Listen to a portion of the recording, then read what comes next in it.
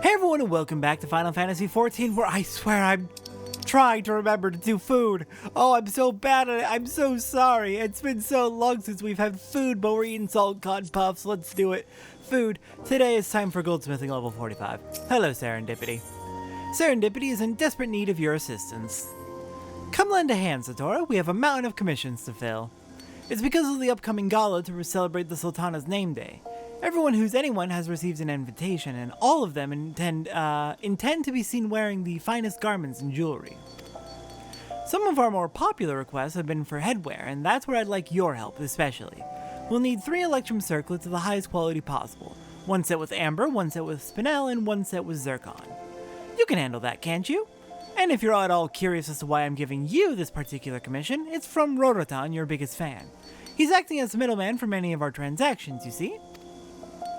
I knew he was ambitious, but I never expected him to rise to prominence so quickly. He's become the talk of Ul'Dan high society, what with his impressive knowledge of the fine arts and his talent for obtaining anything his customers desire. Of course, what most are unaware of is that his talent is largely dependent on yours. In case you've yet to realize it, it is your creations that have helped him to build his reputation. You haven't let him down once, Satora, so don't make this the first time. Be the best goldsmith you can be and bring me the circlets when they're ready. Well, good news, we happen to have all of these circlets already. We made them before in our previous crafting log, so if you want to see the ingredients, go back to that one, I suppose. But there's so many circlets. It used to be okay, we don't need all these circlets. A lot of them are basically stat duplicates of each other. The reason that there are so many alternative pieces of jewelry that have the same stats is because this game used to have elemental resistances, and different types of gemstones would give you different elemental resistances. Once that was removed, all these different jewelry pieces just became duplicates of each other, which is very funny, honestly. But it does leave us with a lot of extras that we could just give away. Remember, Rorotan requested 1 circlet set with Amber, 1 set with Spinel, and 1 set with Zircon. Whenever they're ready, bring them here and I'll take a look. Indeed. So we've got Zircon, which is a duplicate of Tourmaline, which is a duplicate of Amber, which is a duplicate of Spinel, I believe. Yeah, they're all exactly the same, just... we don't need all these. Take them. Take them. Nay, Electrum circlets. I will not bore you with flattery, Greenhorn. I will simply state that you did well. If you will not permit Gigi to fill your head with materia, then he will not deign to fill it with praise, faint or otherwise. That's awfully petty of you. These circlets are certainly deserve more than that. I don't know, that was high praise coming from him. My goodness. I feel like I'm on cloud 9 right now. Apparently I am the best goldsmith you've ever seen if Gigi is giving me that much praise. No, I'm kidding, obviously. But still, God, that's a lot coming from Gigi. Take this 1 set with Amber. Now, Amber isn't a gemstone in the traditional sense, since it's composed of fossilized resin and not a mineral. As a result, it requires different techniques to bring out its true potential. But you've managed to do just that, creating a piece which is both pleasing to the eye and beneficial to the wearer, especially one who wishes to more effectively channel his earth magics. Yeah, exactly. So, like, in the... before, like, so it was, like, mid-Stormblood patches, sometime between Stormblood and Shadowbringers, that they removed resistances. But when elemental resistances were still a thing, the Amber would have higher earth resistance, and probably also amplify earth magic? I don't know. I wasn't playing back then. I kind of wish I was. In contrast to the natural vibrance of Amber, the Zircon in this circlet imparts a sense of wisdom and worldliness. Of course, it also improves one's affinity with ice-aspected ether. Now that I think about it, Zircon is not unlike ice, in that the presence of impurities can radically alter its appearance. As for this circlet set with Spinel, I would say it strikes me as a symbol of confidence and power. Though perhaps I'm only saying that because I know that Spinel is elementally aspected to lightning. You've brought out the best in your materials and crafted 3 different yet equally magnificent circlets. I would go so far as to say that you've obtained a level of skill rivaling that of our best goldsmiths. Okay, so I wasn't just joking. All that's left is for you to head to the Ruby Road Exchange and deliver them to Rorotan. Actually, I take that back. There's one more thing you should probably attend to. Do you remember our friend from the Sultan's Sworn, Robert? He was just here asking to speak with you. I must confess I am somewhat jealous of this special attention.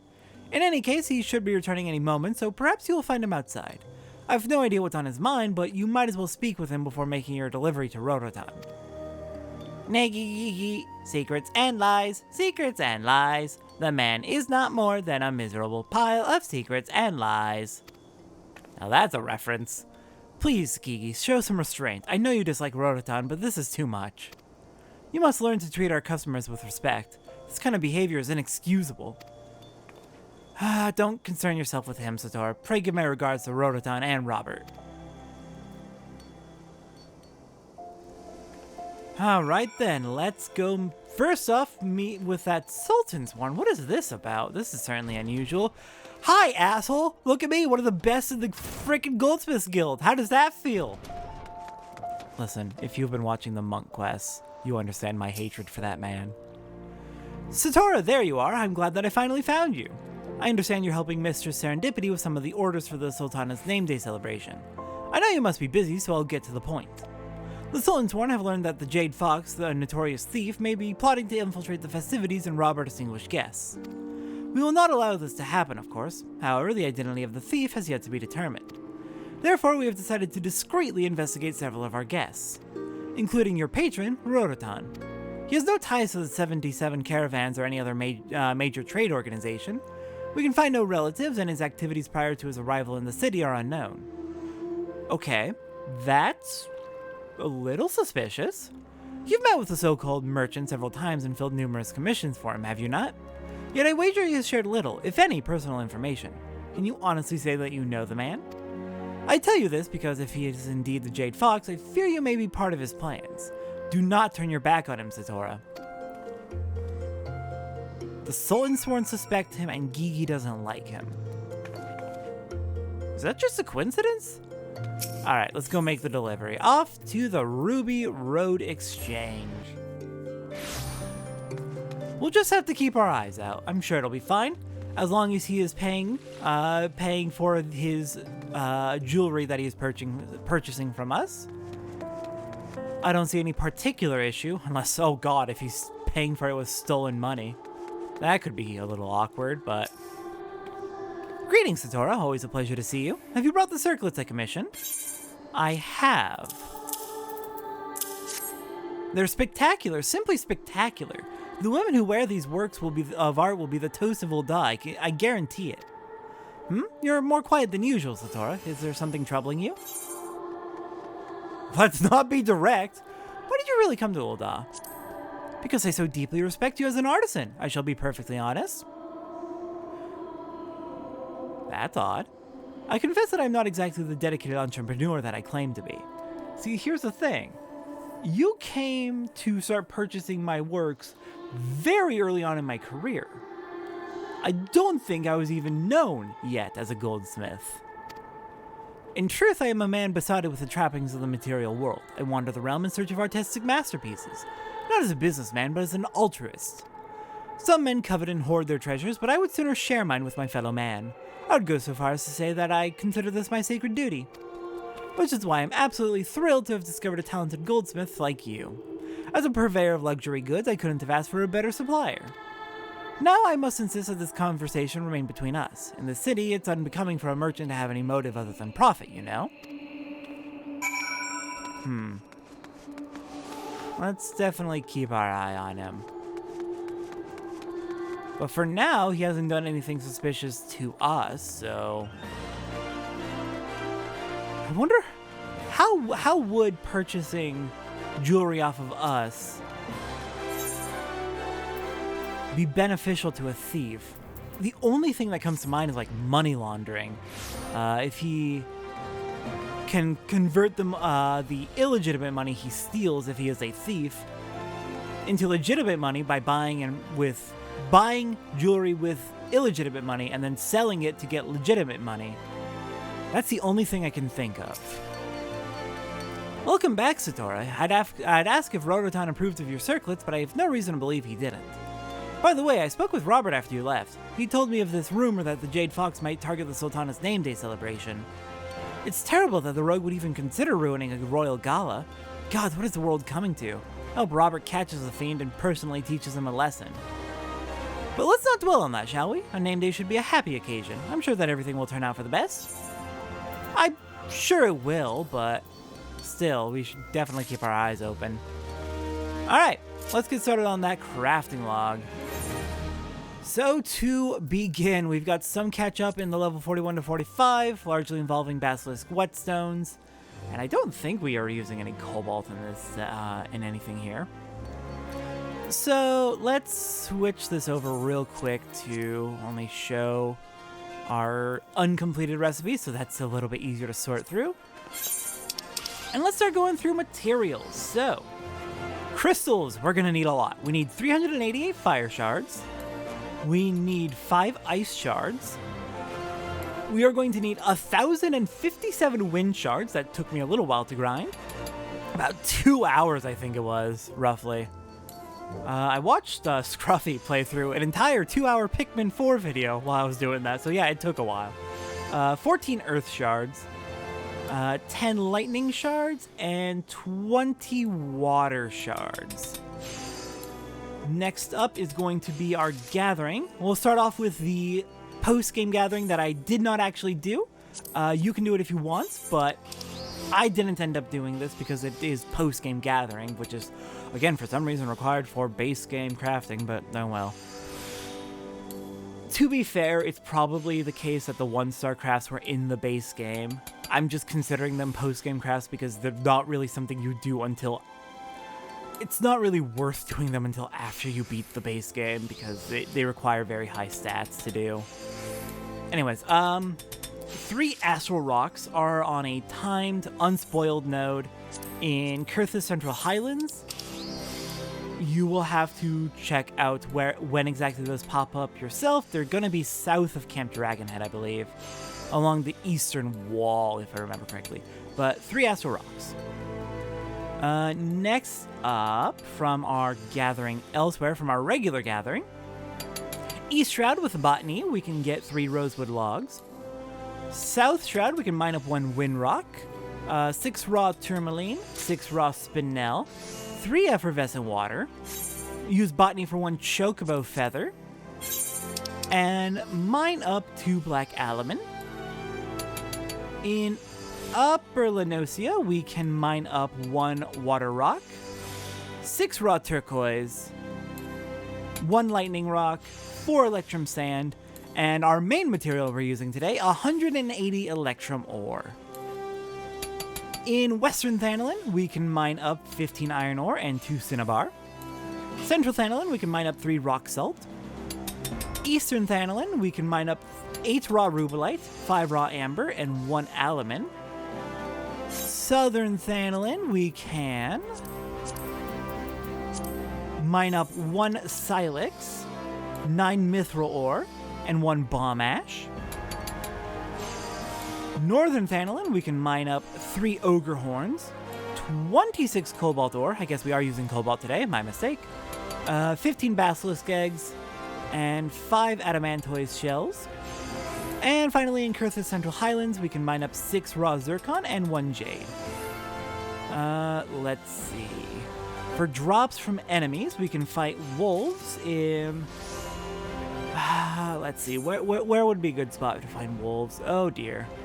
There are wolves all over the place. You probably can think of one. Teamcraft is recommending wolves in southwestern Kurth's Central Highlands, but those are going to be pretty high level.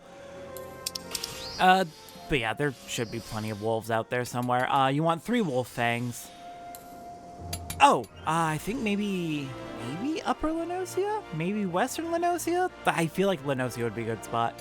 Sorry, my brain's... I don't remember where I got all my wolf fangs. I have so many. So yeah, 3 wolf fangs. From the little columns, the bats in the tunnel to Earth's Fountain South Shroud, you can get 3 spoken blood. From Golden Fleece on the Burning Wall in Eastern Thanalin, which we went to for the Garuda questline, trying to get corrupted ether crystals, you can get 4 Snurble Tufts. From Grass Raptors in Eastern Lenosia by Wineport, 2 Raptor Skins, 1 Raptor Sinew.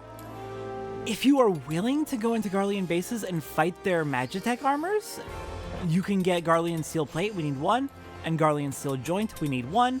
I skipped that because that is going into Garlean bases to fight Garleans at level 50, which we're not quite there yet.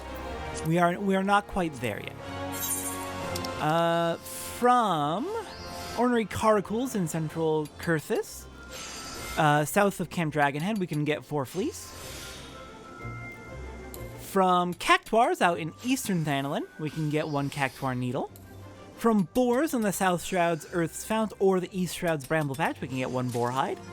And from Mautracker's Billies and Nannies out in Eastern Thanalin by Camp Drybone, we can get 1 Aldgoat Horn. Let's see. Next up is fishing. What do we need from fishing? From fishing in Eastern Lenosia at the North Bloodshore, we can fish up 2 red coral. And out in Western Lenosia at the Sopsa spawning grounds, we can fish up 8 black-lip oysters. Okay, that is it for the gathering. So next up is going to be the pre-crafts. And for that, I actually want to skip down to the Black Pearls real quick. And let's see. So, pre-crafts. We want to make as a carpenter 1 rosewood lumber. As a blacksmith, 1 steel ingot, 3 mithril ingots, 13 cobalt ingots. As an armorer, 1 cobalt plate. As a goldsmith, 1 eye of lightning, 1 eye of water, 1 eye of wind, 15 basilisk whetstones, 5 amber, 8 rubelites. Hang on, no, that's not what oh dear. I want to quick craft the black pearls real quick. Oh, there you are. Alright, 6 spinel, 6 tourmaline, 6 turquoise, 6 zircon, 45 electrum ingots, 6 black pearls? 6? I thought I needed 8. How did that end up happening? That's odd. Well, I got...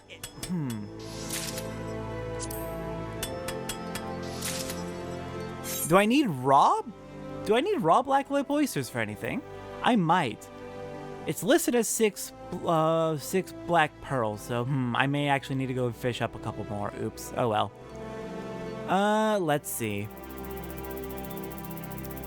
As a leather worker, we need to make ourselves 1 boar leather, 2 raptor leather. As an alchemist, we're going to make 1 quicksilver, 3 natron, and 2 enchanted electrum ink. And then finally, 1 clear glass lens. And the last thing we're making is 2 undyed felt. So the only things I didn't pick up were Garlean steel plates and Garlean steel joints, which means I just won't be able to make the minion that's at level 50, but that's fine. We can get to that in the post-game. But other than that, we should be able to craft everything on the crafting list up through level 50. Let me think. And yeah, I included enough materials in my list so that we can make 2 rings whenever a ring pops up. So that's good. So with that, I'm just going to go ahead and finish up this crafting off screen on my own time. And next time on Final Fantasy XIV, our last level 45 crafting quest, as we take on Alchemist. I'll see everyone next time for level 45 Alchemist.